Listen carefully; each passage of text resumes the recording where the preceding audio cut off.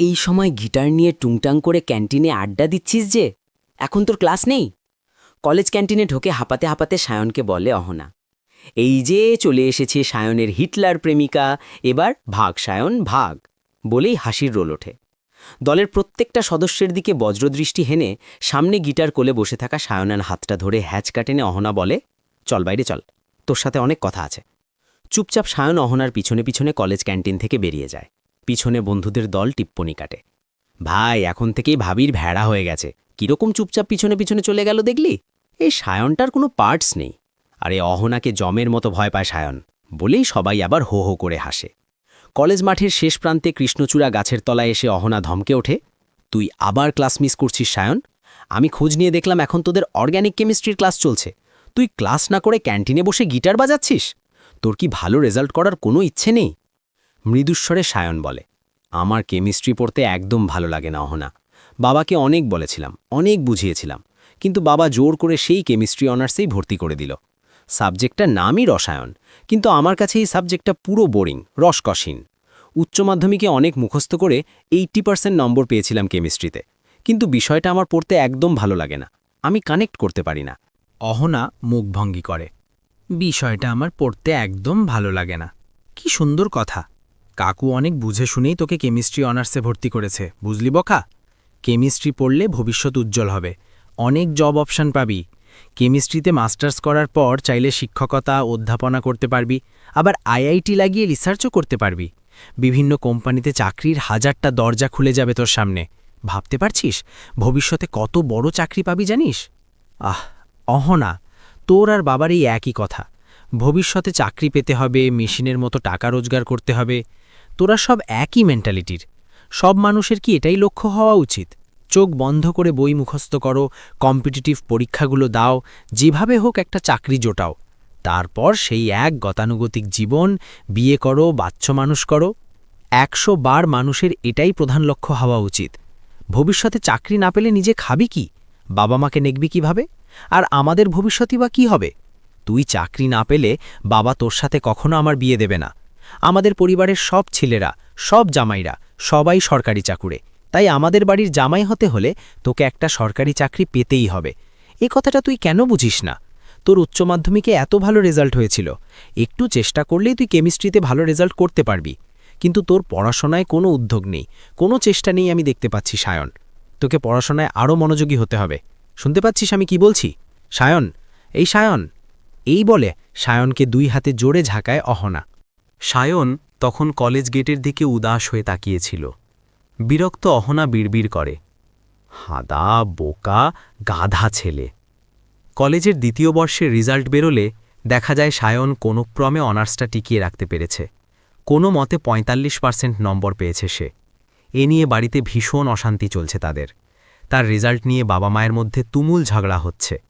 চুপচাপ বাড়ির থেকে বেরিয়ে পার্কে বসে থাকে সায়ন। ঠিক তখনই অহনা হাঁপাতে হাঁপাতে এসে হাজির। চিৎকার করে বলে, এটা তো রেজাল্ট সায়ন, কে বলবে উচ্চ মাধ্যমিকে তুই 81% নম্বর পেয়েছিলি? ফাইনাল পরীক্ষায় তোর অনার্সটাও তো থাকবে না মনে হয়। থাকতে হবে না, জাহান্নামে যাক অনার্স। 1000 বার বলেছি কেমিস্ট্রি পড়ব না, কেমিস্ট্রি পড়ব না, হোটেল ম্যানেজমেন্ট পড়ব, ভবিষ্যতে একজন ভালো শেফ হওয়ার প্রশিক্ষণ নেব। কিন্তু বাবা কিছুতেই শুনল না, সেই জোর করে কেমিস্ট্রি অনার্সে ভর্তি করে দিল। আমার আর এসব কিছু ভালো লাগছে না অহনা। তুই পাগল হয়ে গেছিস সায়ন, পড়াশোনা করে চাকরি বাকরি না করে হোটেলের রাঁধুনি হবে, এটা আবার কোনো জব হলো? আমি সবাইকে হেসে হেসে বলবো, দেখো সবাই দেখো, আমার বর হোটেলের রাঁধুনি। Mind your language Ahona. যারা বড় বড় হোটেলে, নামি রেস্টুরেন্টে রান্না করেন তাদের শেফ বলে, আর ওটা ওনাদের প্রফেশন। এর জন্য দক্ষতা লাগে, পড়াশোনা লাগে, ট্রেনিং লাগে। এমনি এমনি কেউ মাস্টার শেফ হয় না। এজন্য অনেক ধৈর্য দরকার, পরিশ্রম দরকার, তবেই সফলতা আসে। তা জ্ঞানী বাবা, এরকম ধৈর্য আর পরিশ্রম করলে তো কেমিস্ট্রিতেও ভালো নম্বর আসতো, তাই না? শুধু শুধু আমাকে, তোর বাবা মাকে তোর জন্য কোনো টেনশন নিতে হতো না। কাঁদো কাঁদো হয়ে সায়ন বলে, অহনা, তুই কি কোনোদিনও আমাকে বুঝবি না? আমি কি চাই, আমার কি লক্ষ্য, কিসে আমি খুশি হব, এসব কি তোর কাছে গুরুত্বপূর্ণ নয়? সত্যি করে বল তো অহনা। সায়ন, তুই কি আমাকে বুঝিস? আমি কি চাই জানিস? আমি তোকে ভালোবাসি সায়ন। ভবিষ্যতে তোর সাথে সারা জীবন থাকতে চাই। তবে এই জন্য তোকে প্রতিষ্ঠিত হতে হবে, তবেই না আমার দায়িত্ব নিতে পারবি। আমি মাথা উঁচু করে তখনই আমার বাবা মায়ের কাছে তোকে নিয়ে যেতে পারব। তুই প্রতিষ্ঠিত হলে তো আমরা ভবিষ্যতে ভালোভাবে জীবনযাপন করতে পারব। বিরক্ত সায়ন বলে, আমার মাঝে মাঝে মনে হয় তুই আমাকে না সরকারি চাকরিকে ভালোবাসিস। তা তোর যখন এতই সরকারি চাকরি প্রীতি, তো নিজেই একটা চাকরি জুটিয়ে নে না। সবসময় আমাকে জ্ঞান না দিয়ে দিন রাত আদা জল খেয়ে লাগ। কোনো না কোনো সরকারি চাকরি তুই নিজেই পাবি। আর সেটা যদি না পারিস, তাহলে কোনো সরকারি চাকুরিওয়ালা ছেলের গলা ধরে ঝুলে পড়, আমি কিছু মনে করব না। হ্যাঁ হ্যাঁ, তাই করব আমি। তুই যে হাদা ছেলে, তোর দ্বারা জীবনে কোনো উন্নতি হবে না। আমি সরকারি চাকুরিওয়ালা ছেলেকেই বিয়ে করব। তুই তখন হাঁ করে চেয়ে দেখবি। কাটতে কাটতে চুলে যায় অহনা। কলেজের ফাইনাল পরীক্ষায় শুধু বিএসসি পাশ করেছে সায়ন, কেমিস্ট্রিতে অনার্সটা আর নেই। কোনো মতে পাশ নম্বর পেয়ে মাথায় মাথায় পাশ করেছে সে। বাবা মাকে সায়ন পরিষ্কারভাবে জানিয়ে দিয়েছে ভবিষ্যতে আর পড়াশোনা করবে না। অহনাও তাকে চাকরির পরীক্ষা দেওয়ার জন্য খোটা দিয়ে দিয়ে ব্যস্ত করে চলেছে, কিন্তু তার কোনো হেলদোল নেই। ওদিকে মধ্যমেধার অহনার বিএ পাশ করার পর তার বাবা মা তার জন্য পাত্র খুঁজতে উঠে পড়ে লেগেছেন। শেষে একজন উচ্চ মাধ্যমিক স্কুলের শিক্ষক পাত্রের সঙ্গে মেয়ের বিয়ে ঠিক করেছেন তারা। অহনা ভীষণ বাস্তববাদী মেয়ে। বিয়ের বাজারে বেকার সায়ন অপেক্ষা সরকারি চাকুরে পাত্র বেশি দামি এটা বুঝে বিয়েতে মত দিয়ে দিয়েছে। সায়নের এতেও কোনো হেলদোল নেই, এটা যে হবে সে যেন জানত। তাই হাসতে হাসতে অহনাকে বলে, যাক বাবা, অবশেষে তুই আলাদিনের আশ্চর্য প্রদীপ পেলি।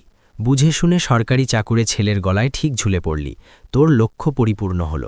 আসলে কি জানিস, বাস্তব পরিস্থিতির পরিপ্রেক্ষিতে প্রেম ভালোবাসা কথাটা বড়ই ঠুনকো হয়ে পড়েছে।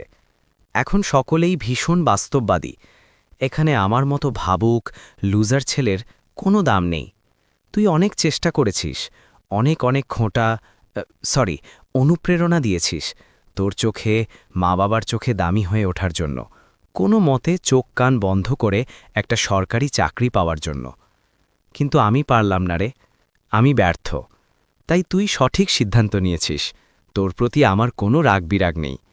বিবাহিত জীবনে তুই সুখী থাক অহনা, এই শুভকামনা জানাই। অহনার বিয়ের দিন রাতের আকাশের দিকে উদাস হয়ে তাকিয়ে ভাবে সায়ন, এটাই হয়তো ভালো হলো। এরপর তাকে নিজের জীবনের প্রতি দৃষ্টি দিতে হবে, নিজের পছন্দের কাজকে প্রাধান্য দিয়ে জীবনে এগিয়ে যেতে হবে। একটাই তো জীবন, তাই আবার নতুন করে উঠে দাঁড়াতে হবে। পাশে কেউ থাক বা না থাক, জীবনের দুর্গম পথে সে একাকী পাড়ি দেবে।